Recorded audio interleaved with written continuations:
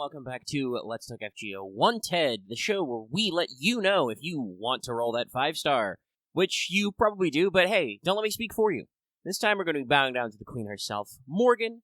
This limited caster cosplaying as a berserker will be bringing a whole new slew of meta comps to the game, so we'll be seeing if you can conquer foes with the Queen of Black Magic at your side. This is your first time watching one of these videos. In Wanted, we break down a unit's real-life history and folklore, their lore in Fate with a capital L, and also a capital F, funnily enough. Their mechanics, as often those are very important to how well people like a unit, and how frequently those rate-ups are coming. No, I will not do the joke a second time. Also, fair warning before we get into it, likely very minor LB6 spoilers ahead. We'll be trying to avoid anything not openly stated in Morgan's basic profiles, but some splash damage may be inevitable. Okay, so, history. The thing is, the issue of Arthur's siblings is one of the unfolding complexities of Arthurian mythology. Combined with the fact that Morgan Le Fay is not always Arthur's sister, and you get some great shenanigans here to explore. As Fate does some heavy bridging of names and archetypes, we've got a lot to talk about, though certainly they are not the first to do this. But we gotta go deep down the rabbit hole. If you've watched some of our previous Wanteds about some more Arthurian figures, you may know. Some of this stuff goes way back. So, our earliest version of Morgan, which can be spelled Morgan with an E-N, or Morgana, or any number of other suitably Celtic variants, comes from good old Geoffrey of Monmouth and his Vita Merlini, or Life of Merlin, which is drawn from earlier Welsh mythology. So, Geoffrey treats Morgan as the eldest of a clan of 9 sisters of sorceresses. Try saying that one 5 times fast. Which is a recurring theme or motif in Welsh myths and folklore. Morgan is the beautiful and wise queen of Avalon, the land of apples, and is well acquainted with magic such as healing, prophecy, etc. She takes responsibility for the wounded Arthur after the Battle of Camlan Hill. Similar, but not necessarily identical, 9 spellcasting sisters show up in several other myths from this early time period related to Arthur and his foster brother Sir Kay, or occasionally Kai. Guys, there's so many different spellings, oh my god. Anyway, Geoffrey in the predating mythology is not exactly clear on what Morgan is. It leaves open to interpretation she is a goddess, a fairy, or a mortal witch. There are some sources from the earlier period of mythology who are like, yes, the Morgan, she was a great, powerful, completely normal queen of the region that became known as Avalon, but was mythologized as a legendary and mystical goddess, or witch. So, there's a lot of wiggle room here. By the way, the name Le Fay was added much later, specifically by Mallory. He's the one who got the gendering wrong. But this happened once the canon was more shored up. So, later writers of chivalric romances appear to have shifted up Morgan's appearance in the timeline and made her a more prominent character, sometimes leaving open ambiguous fairies and temperatures which could be her as a stock character, while also being a great healer. There's another fairly recurring motif. She also has great potential for harm as well. There are a couple of cases of, again, these ambiguously identified enchantresses or fairy ladies out there. There's also the Welsh figure known as Modron, Mother. Yes, it's a literal translation. In myths connected to the land of Avalon, she is the mother of Mabon ap Modron. I assume I am pronouncing that correctly. Who was a warrior under King Arthur, and he was part of the hunt for the boar, the Twitchthurth, which I am definitely not saying right, even though I'm trying very hard. Both of these figures might actually be related to the real life, or at least historically attested, Saint Matriana, also spelled Madron, the patron saint of Cornwall and Tintagel, allegedly the daughter of Saint Vortimer, also called Vortimer the Blessed, who was himself the son of the pseudo-historical Vortigern. Yes, Vortigern is actually attested to in some historical records. There may have been a guy. By all accounts, his son Vortimer was less of a prick. Anyway, what we're getting at is there are a lot of mysterious fairy women and powerful healers and sages in these early chivalric stories, these early romantic poems, some of whom may have been Morgan or inspired by her. Obviously, like I said, Geoffrey had the name down. Some of them have different names than something in the vague line of Morgan. Some go entirely unnamed. This is a thing we'll be talking about several characters later. And these figures are not only tied into legends of Arthur himself and Avalon, but also early versions of Lancelot, versions of the Lady of the Lake, especially tied to the Knight Uwaine or Owain, and many more locations such as the Perilous Vale, or even the recurring motif of the Castle of Maidens. She can appear as an allied queen, a wandering fairy in the wilderness, or as the court physician. It was also during this time period that Morgan, or her archetype, would sometimes be directly addressed as the sister of Arthur, and would occasionally have beef with Queen Guinevere, or Guinevere, if you're being very Celtic. Once we actually get to the Vulgate cycle, the French influence in Brittany and the like, that's when this gets a lot more static. We get a lot more nailed down in the storytelling traditions. Morgan, at this point, is generally considered the youngest daughter of the Duke of Cornwall and Igraine, making her Arthur's half-sister by way of Merlinic shenanigans. After Uther marries Igraine, Morgan is sent first to a convent to study, that's right, Morgan is a former nun, where she masters the classical liberal arts, math, rhetoric, etc., and also studies magic, particularly astrology and healing. Works from this time period describe her as beautiful, smart, and talented in a wide variety of areas, and a bit of a hard worker. This is also usually where the Le Fay or Le Fille title comes from, a sign of her wisdom. She's considered, so cool and popular that she's like a wise fairy. After this, Uther is said to have married Morgan off to his ally, King Urien, who hails from the northern kingdom, somewhere around Scotland and Cumbria. They might be also slightly mythic. They have a son, who is Ewain or Owain, but generally don't have a great marriage, and traditionally Morgan is said to come to Camelot to act as a lady-in-waiting to Guinevere. This usually involves some sort of courtly shenanigans. Morgan has a lover who is sometimes Guinevere's cousin. The High Queen breaks things up to prevent possible embarrassment. This usually causes Morgan to storm off and shack up with Merlin to learn more magic. Now, the exact timing and details of this sometimes change depending on exactly whose poem you're reading. Sometimes Merlin is already Morgan's teacher, and in some tellings, he's even the one who ends up surfing Morgan's couch after being kicked out by Nimue. So, there's some variance here. Once we get to later prose tellings in the post-Vulgate, Morgan takes on a more villainous tone. Obviously, she can move on from just having some beef with Guinevere, not only for the lover thing, but also because Morgan is sometimes considered to have an unrequited crush on Lancelot, and conspiring to steal the sword Excalibur. While usually spared from her treachery by some combination of either her son Ewain or Merlin, in these versions she does usually make off with the sword's blessed sheath. Either fleeing to her husband's kingdom of Gore, with 2 R's, or even to far-flung Avalon, where she keeps making passes at Merlin's throne but is usually thwarted by his own court mages, Merlin or Nimue, depending on your exact telling here. Morgan is also generally usually portrayed as pretty horny on main, not just for Lancelot, which is as much about Lancelot being hot as about causing Guinevere emotional damage. But with several other lovers, she occasionally curses or kills for fucking with her. She is described as both beautiful and ugly in the same passages sometimes to kind of emphasize her wicked and manipulative ways. Obviously, she's very physically good-looking, but the old ugly soul metaphor. Also, in some versions, she has a fucking Mean Girls posse with some other magic queens. They, ride horses together and are always eating and drinking together and getting into petty squabbles over boys. It's pretty funny. Nothing new under the sun, baby. That said, later in the chronology, Morgan seems to usually mellow out. She focuses on ruling her kingdom of beautiful magical ladies in Avalon and tries to let Arthur know about Guinevere's infidelity. This revelation part, also often tied to some other family shenanigans, generally leads to the downfall of Camelot in the Battle of Camlan. However, she retains her role as one of those who grieve for Arthur and whisk him away to Avalon, where his wounds might be healed, and he remains the once and future king. Now, Thomas Mallory, that old so-and-so, seems to have turned Morgan into a much more archetypal villain. He specifically casts her as a user of dark magic and necromancy to rival the good magic used by Merlin and Nimue, generally shaves off a lot of her more nuanced behavior, such as her courtly rivalry with Guinevere, for more stock antagonistic goals. That said, she still gets the completely sudden face turn after Camlan, grieving for her brother and taking away to Avalon. So, character development. But the matter of Britain is not where this story ends. Morgan is described in some more works in the matter of France.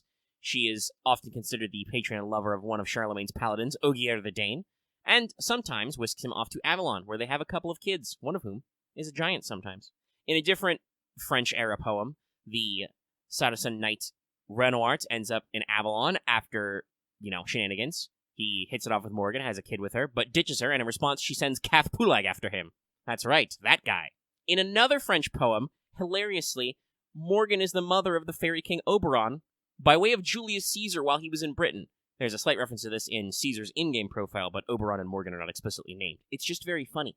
But don't leave out those wacky Italians. There, Morgan is often known as Fata Morgana, a fairly literal Italian transliteration of her title, which is also the name for a type of sea mirage, often associated with Sicily and Mount Etna. These mirages appear as flying ships or castles, also related to the folklore of the Flying Dutchman, and so are associated with fairies. In the Orlando cycles, Morgana often appears as an antagonist with her own trio of sorceress sisters, the good Logistela and the evil Alcina. This may also explain some other later canon welding, and usually keeps up her tactic of kidnapping new boy toys until Orlando sorts her out. She also turned at least one boyfriend into a dragon. Kinky. But wait, there's more! Hey, remember how I said Arthur has a variable number of sisters? Yeah, to talk about Morgan as a fate character, we need to talk about some more sisters. As I mentioned earlier, Morgan is usually regarded as the youngest daughter of Igraine and Golorois, the Duke of Cornwall, or sometimes specifically Tintagel. These sisters are usually given as Elaine and Morgause. We'll be ignoring Elaine, as many stories do, to focus on Morgause. Anyway, that lady. The name Morgause might be related to the name Anna, which is given in earlier stories as the name of Arthur's full-blooded sister, daughter of Uther and Igraine, who is sometimes described as a healer and may fill some of the same roles as the Proto-Morgan outlined above, but most importantly, as the wife of King Lot and the mother of Sirs Gawain and Mordred. So, we keep the line going through. Her name goes through several iterations through the telling, sometimes as basically Orcades or Orcades, basically meaning the Queen of Orkney, which is sometimes her only name given. Literally, they don't write down her name, but they just say the Queen of Orkney. Belisent, and eventually Morcades, adding an M on front of Orcades, and ultimately Morgause, probably due to the influence of the name Morgan. And this is usually where she gets downgraded into one of Arthur's half-sisters. Also, again, there's like a million different Celtic spellings for this, and several differently accepted pronunciations. Mallory, once again, seems to lock some specific things down here and also introduces some of our weirder elements. Morgause is treated as the eldest sister. She is married to King Lot of Orkney, islands in the extreme north of Britain, and she has 5 sons, Gawain, Agravain, Gahareth, and Mordred, and an unknown total number of daughters, several are mentioned. Joffrey of Monmouth says Lot and the Queen of Orkney have 7 children, but the only names he gives are Gawain and Mordred, so this may be the total number, /shrug, I don't know. Anyway, King Lot's relationship with Arthur is a bit tempestuous. He is one of the rebel kings when the boy Arthur is coronated by the sword and the stone, but is said to become an ally after Arthur beats back the Saxons, but is spurred to rivalry again either through Morgause's manipulations or other circumstances, such as the May Day massacre, leading to Lot continuing to be rebel and often being killed by King Pellinore of the Isles Kingdom, father of Percival and several other knights. This leads to a blood feud between the houses of Orkney and the Isles. But otherwise, the Orkney siblings are generally considered loyal knights of Arthur until we get real deep in the fall of Camelot. Depending on who your author is, Gawain may be Arthur's number 1 boy. And honestly, Sir Mordred is also often considered actually a quite valuable knight until the whole shenanigans happens. Except Agravain. Agravain is almost always treated as a spy for Morgause, or even in not doing that, often treated as just kind of a tool in later Arthuriana. Fuck Agravain. All my homies hate Agravain. Anyway, in the Mallory-type stories and some other works, Morgause is usually depicted as being killed by her son Gaheris after he finds her in bed with Sir Lamorak, another son of Pellinore, whom he lets get away. Gaheris is usually exiled from Camelot for this, and is often kind of considered a dick move by his brothers, while the deceased Morgause is usually buried with honors in Camelot. All bygones are bygones when you're dead, I guess. Now, the exact circumstances of Sir Mordred's birth are often different depending on the tale. Originally, Mordred was just King Lot and Morgause's youngest child and Arthur's nephew, sometimes even considered, like I said, a loyal and valuable member of Team Camelot. Later works add the incest angle, but can't really agree on the timing. In some cases, the young Arthur seduces the Queen of Orkney while he's still foster brothers with Sir Kay before even pulling out the sword from the stone, and neither is aware of the relationship. In other cases, this seems to be a deliberate manipulation by Morgause against Arthur while Lot is rebelling, and she may or may not know they are related. Sometimes there's like some prophecy shit, kind of like Zeus will eventually be undone by his son, they kind of like setting up some stuff. Otherwise, it's just, random courtly intrigue. In one version, Arthur just thinks that Morgause is his crush from Ireland. He's got a girlfriend in Ireland, y'all. Now, modern retellings of the matter of Britain do often conflate Arthur's sisters together, moving them around the timeline, swapping names, and it's entirely possible they're all just the same iterations of a single idea, just the etymologies get very muddled here.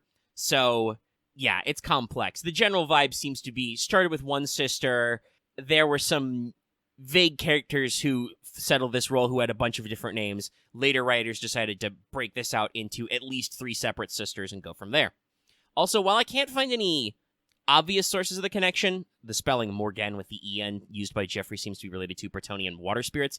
Later writers did notice the similarity between the names of Morgan and the Morrigan from more Irish-leaning Celtic mythology. Sometimes the character simulators are extrapolated or made more explicit. This is not fully appended to the canon, it's just kind of a cute thing that authors noticed sometimes. Hey, guess what, kids? That was just the real-life folklore. Let's do lore. And before we get into things, we need to say at the top, the summonable Morgan is explicitly referred to as the Lost Belt Morgan. It's right in the opening lines of her profile. This means she will have some characterization differences and some lore differences from the proper human history version. We will avoid extrapolating too much on those because we're about to explain all that in about 6 stacks of printer paper, so you don't need to worry about that. You're going to get your fill on that. That said, a lot of her profile information is about Pan-Human History Morgan because she was originally conceived this way. Originally, the plan was to use just regular Morgan, but when Takeuchi turned in his new design for Morgan, Nasu basically thought that this cool beauty couldn't be the Morgan as generally depicted in folklore, so he ended up writing Lost Belt Morgan as a result. This is attested in some magazine interviews, I believe specifically from Type Moon Ace. What we can immediately know for purposes of fate, Morgan Le Fay and Morgause are conflated, as in the powerful enchantress and the mother of the Orkney siblings is the same character. No word on where Ywain comes into this. He's mentioned in Summer Ruler Artoria's NP, but anyway, Morgan has appeared prior to FGO. She had a completely different physical appearance in the Fate Stay Night manga, but this was also before we started really leaning into the Saberface thing. She is mentioned in the novel Garden of Avalon, which features some stories from that time period. She also appears in flashbacks of the anime version of Fate Apocrypha, supporting the design that eventually got carried over to FGO, and is a very important character to major backstory elements in case files, and specifically the stuff going on with Gray, who has the face of Arturia.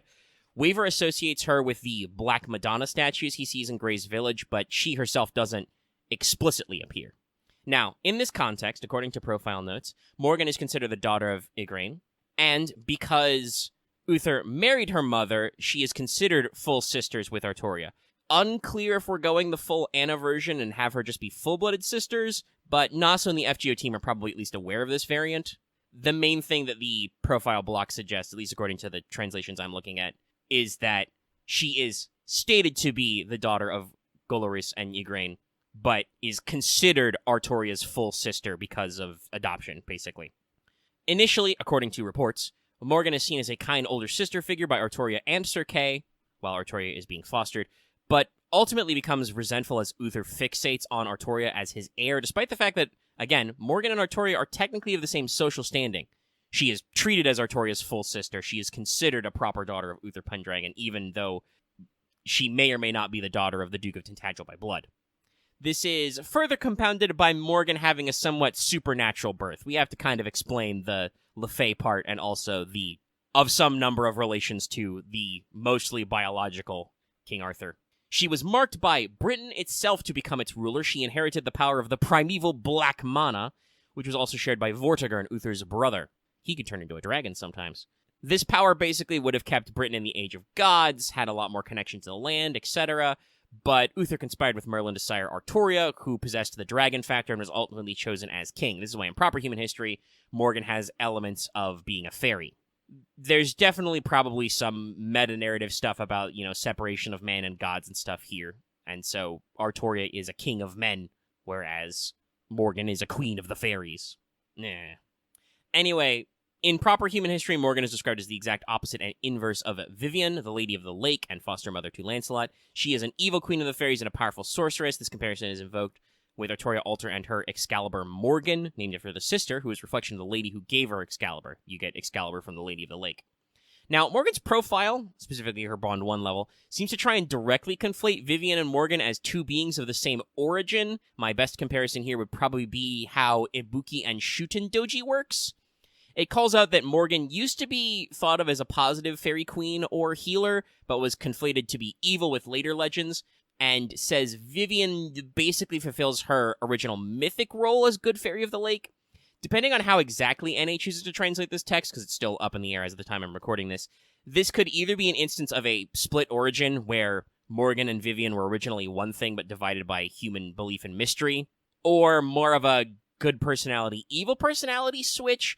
But basically, this seems to be an attempt to reconcile how, backstory and personality-wise, Morgan is kind of all over the place. Again, don't know exactly how we're going to get that translated and presented, but this is a thing that's in her basic profile. Now, Sir Kay also, when describing her at one point, kind of applies a form of triple goddess archetype to Morgan in the description. He basically says that she switches between three faces of being like an innocent fairy, like a warrior queen, and like a brutal witch. Given the more implicit comparisons with the Morrigan, I think some of the coups even have some dialogue where they're like, ooh, I get weird Morrigan vibes from that lady. Not like saying Morgan is literally the Morrigan, but, similar archetypes. This is probably intentional. It frames Morgan both in and out of story as a character with multiple facets and multiple roles in the narrative, which she switches from for seemingly arbitrary reasons. Once again, go back to Mallory having her pull a face turn for basically no reason. Alternatively, given that she does have madness enhancement and actually seems to have some real anger in there, she's got some real crazy, the different facets may be how she copes with being both Morgan Pendragon, the acknowledged, at least, daughter of Arthuriana Grain, sister to King Arthur, and being Morgan Le Fay, a powerful fairy queen, which, if I'm understanding the fairy lore right, obviously pre-actually reading and experiencing Lost Belt 6, that would make her related to Gaia, the embodiment of the planet. Fairies are supposed to be an extension of the planet's senses, a form of nature spirit. And obviously, under normal circumstances, those two things don't overlap fairly well. But, mystery, y'all. On the subject of being a berserker, this seems fairly appropriate. While Caster probably works especially for younger versions of her, or possibly even Ruler, given the whole Queen of Avalon role she takes later, some of which is very passive. These could probably be appropriate. She does also have a pretty insane drive to defeat Arturia and unmake Camelot to take her place as the true Queen of Britain, and some episodes from her mythos could be seen as bouts of madness. Avenger is also possibly stretchable, but I personally feel the way she's written and presented in Fate makes it feel less like a personal sense of revenge and more about, just generic retribution of the planet or being denied her birthright. Yeah. Her profile does note that her normal incarnation is as lecherous, sadistic, and hedonistic as you might expect from her legends, again, fitting the Berserker role a little bit, but her Lost Belt version has significantly mellowed after ruling her Lost Belt for allegedly 2,000 years? Again, we'll see how exactly that lines up with your boy Lost Belt 6 there. But it does say if she was put under pressure, her personality might revert, but normally she's a lot more put together. But does clarify that, again, this is the thing Nasi was talking about. Normal Panhuman history, Morgan is kind of all over the place. Also, talking about her class qualifications, despite the fact that she was tutored by a Grand Caster candidate, Morgan doesn't possess any form of clairvoyance, which is needed to hold that seat. This could probably be seen as a reason for distancing her from the Caster class. She uses Magecraft as a tool, but she's got a lot more going on under the hood. Also, fun fact, it gives her more class advantage against her sister, except for her Space Cop sister in a mecha bikini, and her Space Cop sister's evil clone who is an idol. Make of this what you will. Now, both Morgan and Vivian are described to have taken Arturia away to Avalon, where technically she may or may not be napping until the time of Britain's greatest need, or until a particular timeline's version of Emiyashiro manages to hijump his way to Fairyland for a booty call. It's still open-ended. Naturally, given that they are both ladies, the conception of Mordred has changed in Fate. In this case, Merlin equipped Arturia with some male energy to try and silence her in air with Guinevere. Morgan managed to get a hold of some of that masculine energy, it's jizz, and combine it with her own eggs to make a homunculus who was speed-grown to be an anti-Arturia weapon. This is why Mordred is kind of considered a little childish in her Fate incarnation, despite the fact that, again, Sir Mordred was actually mostly on the ball, if a bit sinister. That said, she seems to have naturally given birth to Gawain, Agravain, Gaheris, and Gahareth, all of whom are canonical, and maybe been a slightly sinister influence on them, but without any of the weird stuff with Lamorak. Agravain was originally her agent, but became loyal to the King of Knights on account of how cool and kingly she was. The fact that the Orkney siblings are mostly functional and nice, and Gareth is even a girl in this version, which is kind of interesting that Morgan would let that one fly, may again go back to her triple nature. It's entirely possible that, Morgan had a good mom face she could put on it sometimes, but other times was like, yes, you will be the tool of my revenge. Morgan will appear in later events. Obviously, she's a Lost Belt character, so major character in Lost Belt 6, but she's also going to appear in later events like Sea Monster Crisis, so her story doesn't end right here. And I don't really have a conclusion to this part. There is a fuck ton of lore here, and even more when we actually get into Lost Belt 6 story from what I've seen from the sidelines. Morgan is a massive character in universe and in the broader pop culture, so I could probably be trivia hunting here all day. Instead, I'm going to get out of your hair and move on to mechanics. You can do your own research. So, if 7 pages of notes weren't enough to sell you on Morgan being a rich, developed character with a complex backstory and rebel relationships, hey, guess what? She's also a good unit. Morgan is an SSR Berserker, as outlined earlier, with fairly balanced attack and HP. A little bit on the higher end for both. Pretty good. She is a quick arts buster deck. That's a saber deck, by the way. Very funny. Which is somewhat uncommon for Berserkers, though not unheard of, and has fairly average hit counts and NP gain. Her NP is an AoE Buster NP. It gives her a 50% bonus damage versus fairy or round table enemies for 1 turn first. And with Overcharge, it does bonus damage to human attribute enemies. It also slaps all enemies with 1k curse for 5 turns and gives the party 1 time 3 turns Overcharge level. This means as a Berserker, she has absolutely phenomenal damage against large swaths of enemies. Her skill 1 is her Charisma variant, so it gives her and the whole party 10 to 20% attack up for 3 turns. It is a 20 to 30% battery on herself, and also a 20 to 30% defense down for all enemies for 3 turns, which is basically 50% attack up for basically how the math works. If you don't know, the way FGO calculates things, defense down and attack up are basically treated as the equivalent of the same buff, so the math makes them additive as opposed to multiplicative. Makes it very simple to determine things. Her skill 2 is Protection from the Lake Sea, similar to Castoria, but a little lower level. It's a targetable 10 to 20% battery and a 15 to 25% NP gain up for the team for 3 turns. Not as big, but still good. And her final skill is a bit of a doozy. It's got some complex stuff here. So first of all, it is a 1 time 3 turns Guts for between 1k to 3k. It's a 20 to 30% crit damage for 3 turns on herself, and a huge star absorb for 3 turns. It generates 5 to 15 stars, and it also gives her an end of turn buff for 3 turns, which when it triggers will hit all enemies with a 10 to 20% attack and crit chance down for 1 turn per turn. So the buff effectively lasts 3 turns, but you don't get to stack it. She also has a slew of passives. She's got both Madness Enhancement and Territory Creation B, which means her Buster and Arts cards hit decently hard, even over her already pretty good stats. Magic Resistance A means she's fairly debuff resistant passively.